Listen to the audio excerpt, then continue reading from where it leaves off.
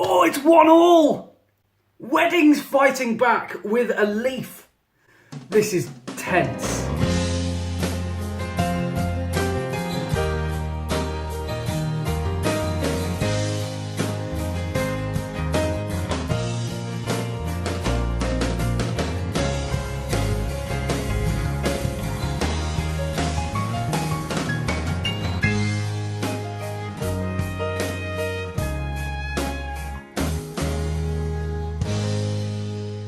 Got my latte, got my soup. It's oxtail soup, and I haven't had oxtail soup since I was about 8. It used to be mine anyway. I've got a lot of work to do on the computer today, so I thought I'd show you guys exactly what I've got to do. But like usual, I'm procrastinating on doing anything but work, so it's time to get my teeth stuck into a bit of work. After this. Do you know who the worst type of people are? These people. Also, people do that with their teas and coffees. If you do it, just wait till it's a bit colder and then just drink it like a normal human being. Or if it's soup, do this. Silence. Finish my lunch, finish my lovely coffee. Half of it I spilled all over me, but enough about that. And anyway, now I'm going to show you how I literally do my work. So, I've got 2 big jobs that I need to get out this week. One of them is like an ongoing thing. So you remember I keep talking about this Bournemouth job I did, right? So basically over 3 days, oh hang on, yeah? No, I'm vlogging. Oh. Yeah, do that, yeah. So it doesn't really matter if it shrinks, does it?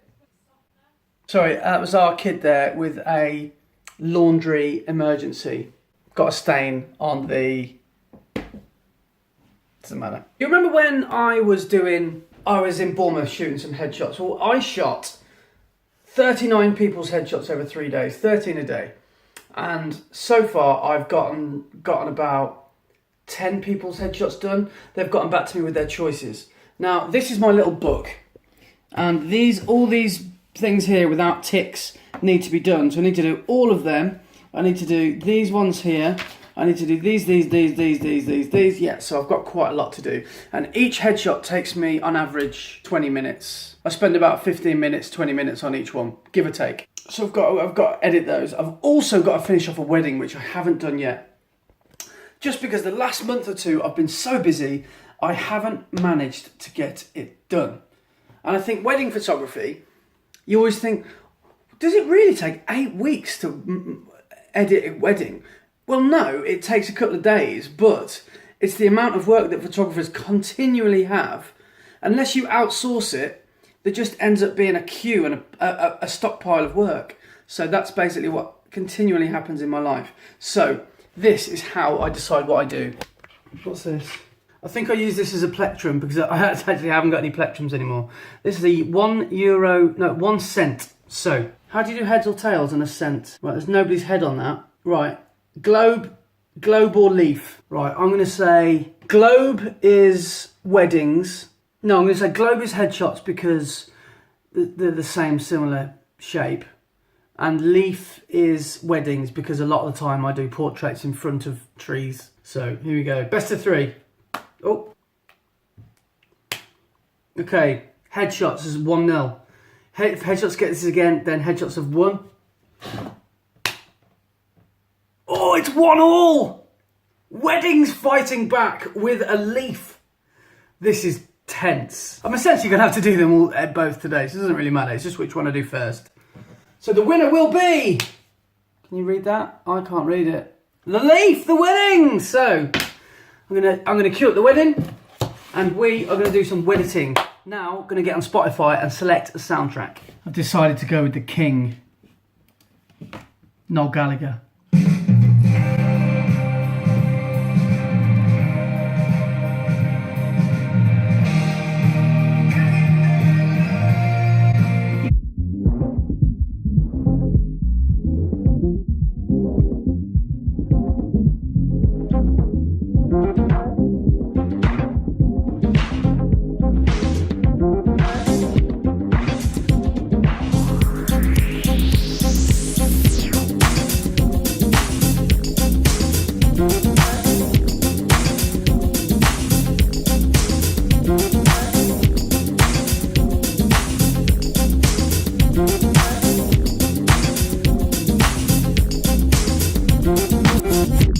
Is it too early for a beer? 5 o'clock. I just fancied a beer. Hobgoblin. Quite a big fan of Hobgoblin. 5.2%. Oh God. Right, better not have too many of these, else I won't be able to see straight.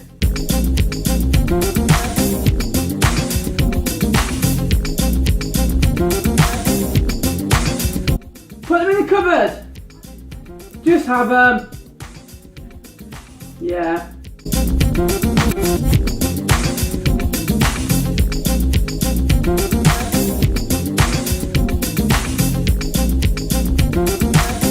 Right, so I've been at it now for a good few hours.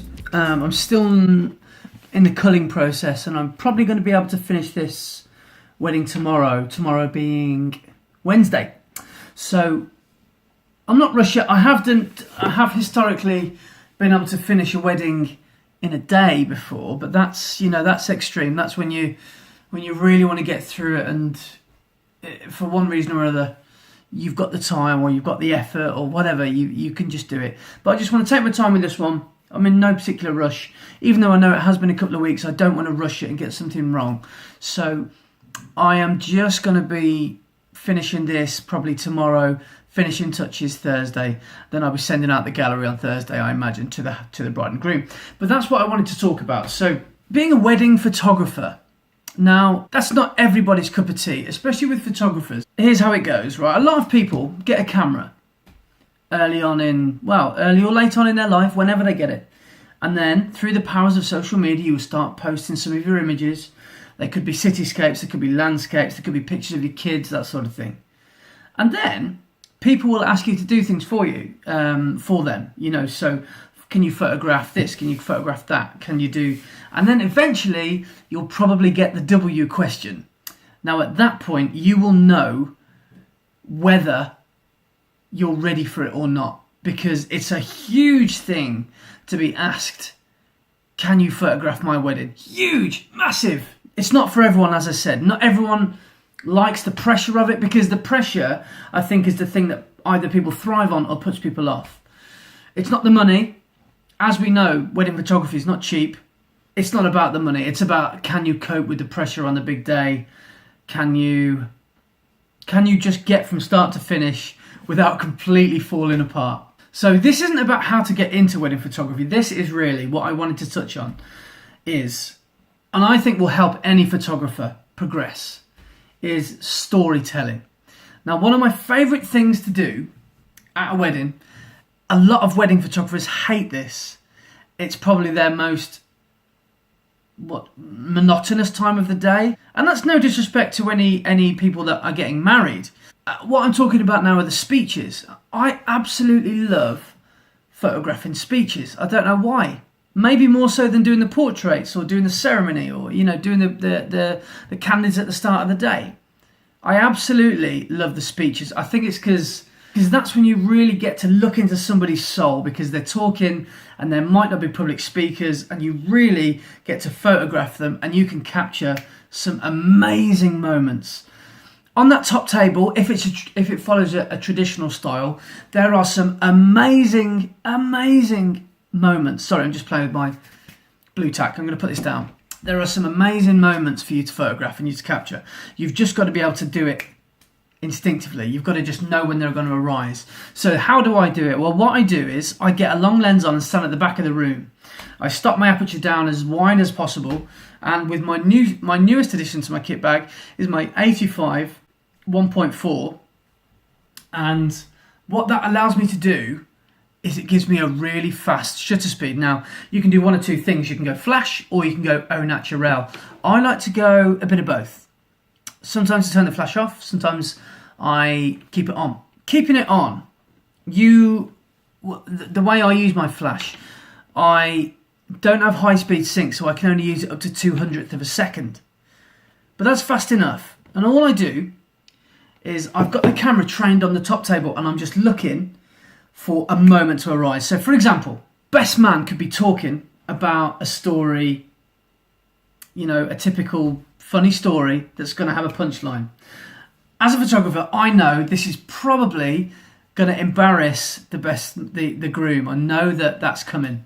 So my camera is trained on the groom and probably a bit wider so I can see the mum, dad, the bride, and maybe the other set of parents as well if possible. So I'm not looking at the best man. It's all about the best man, the groom's reaction. So all I'm waiting for is that kind of moment, that awkward head in hands moment, or that picture of the bride looking at the groom as if to say, that sort of thing.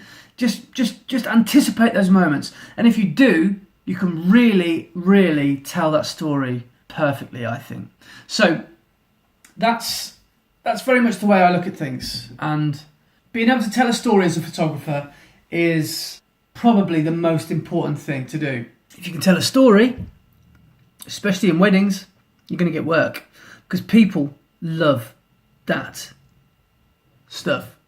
As you guys know, I like to spin on my new chair. I'm going to show you my new chair, because I don't know if you've seen it. It's just so sexy. I absolutely love it. It's really, really nice. Got these nice little arms. I've got the wheels on it. It's just, I just love it. So I'm going to end this vlog here. I want to say a massive thanks for watching. Like, comment, subscribe if you really want to. I think you should if you haven't already. And I'll see you on the next one. And tell your friends.